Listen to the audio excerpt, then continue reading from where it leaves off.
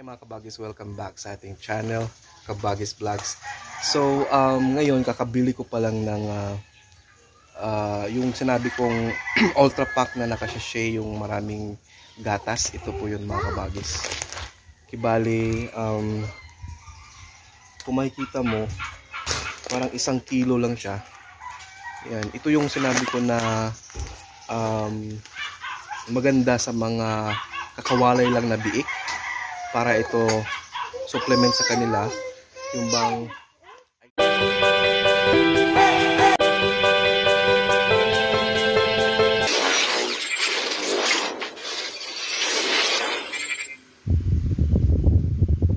Hi mga kabagis, welcome back sa ating channel, Kabagis Vlogs.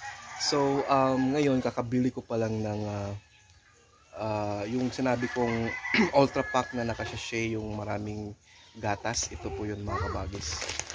Kibali,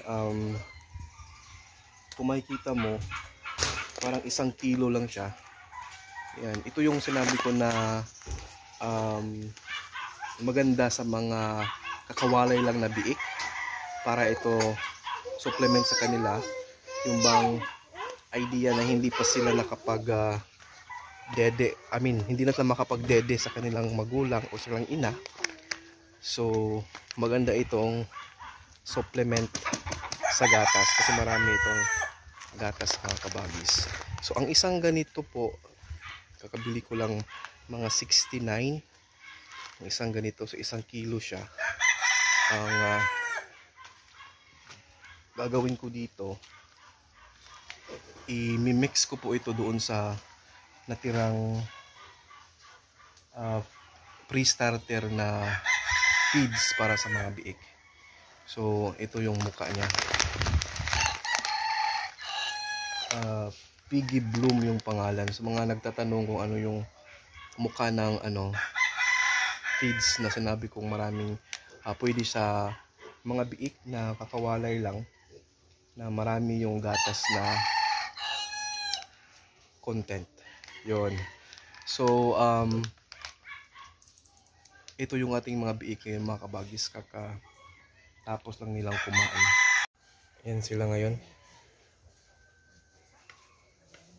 Kakatapos lang. So napansin nyo, hindi masyadong ganun kalakas kumain ng mga ganyang edad na biik kasi nga lang yan sa kanila. Basta mas may laman, okay na yun sa kanila. Kaya mas maganda na mas marami yung gatas o feeds na may gatas yung ipapakain natin kasi talagang konting-konti lang yung mga kinakain ng feeds sa mga biik. Ito yung dalawa.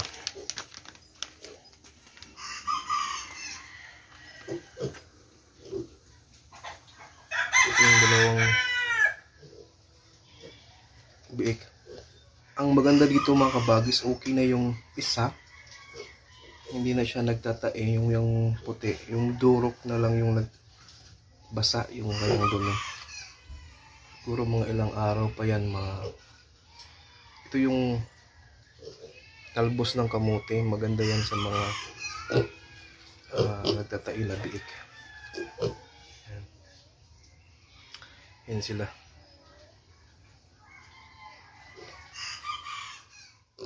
Kabagis, ito yung area na kung saan ito pala yung area na hindi pa natin na-occupy. Dito yung nakatambak yung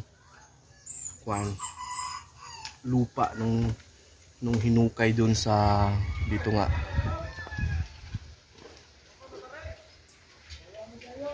hinukay doon sa sa septic tank natin.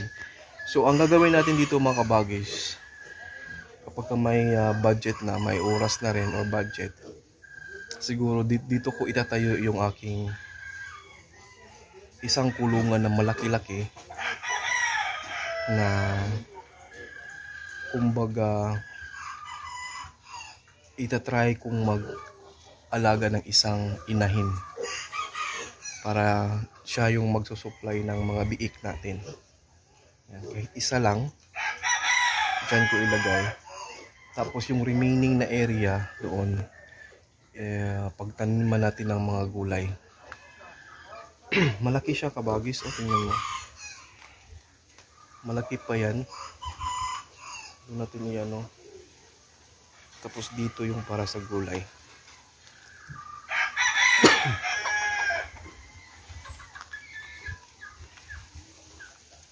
Yan. So malaki-laki pa siya. Ito nakatambak. Ito yung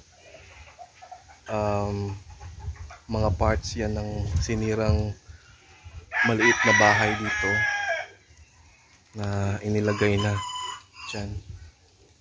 Kasi mayroong bahay dyan na maliit mga kabagis. Yung napansin niyo yung bahay kubo. Kasama na yan yung pag-acquire natin ng rights. Kaya pinag-iba ko para doon sa in-extension natin na isang kulungan. So ito yung balak natin na pagtayuan ng isa pang kulungan.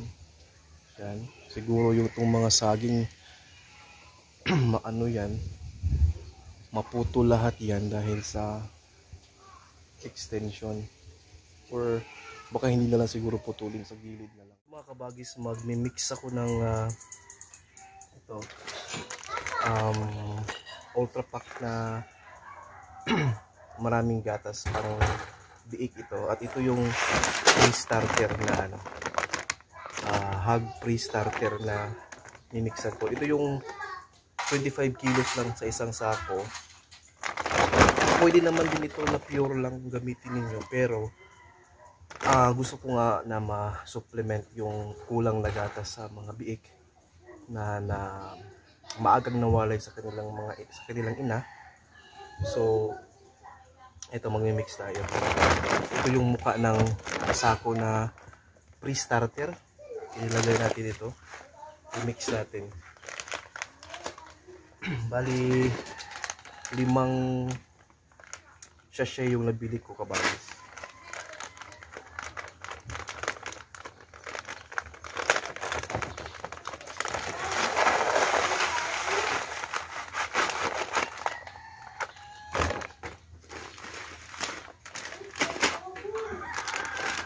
So bali ngayon mga 9 na sachet yung nagamit natin mula nung pagdating ng mga biik. Naubos nila una 4, ngayon 5.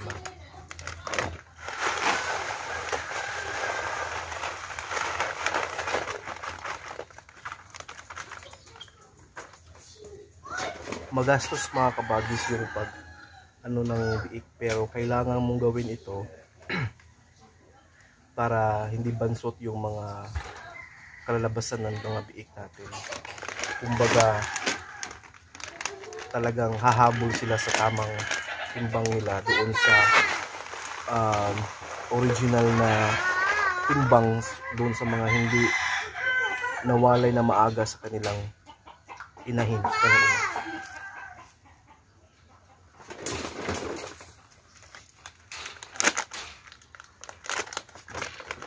So yan.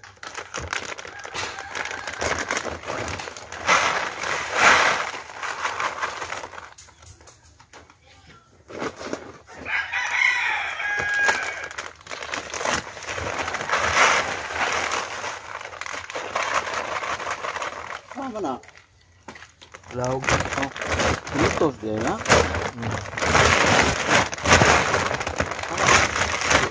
Ini-mix natin.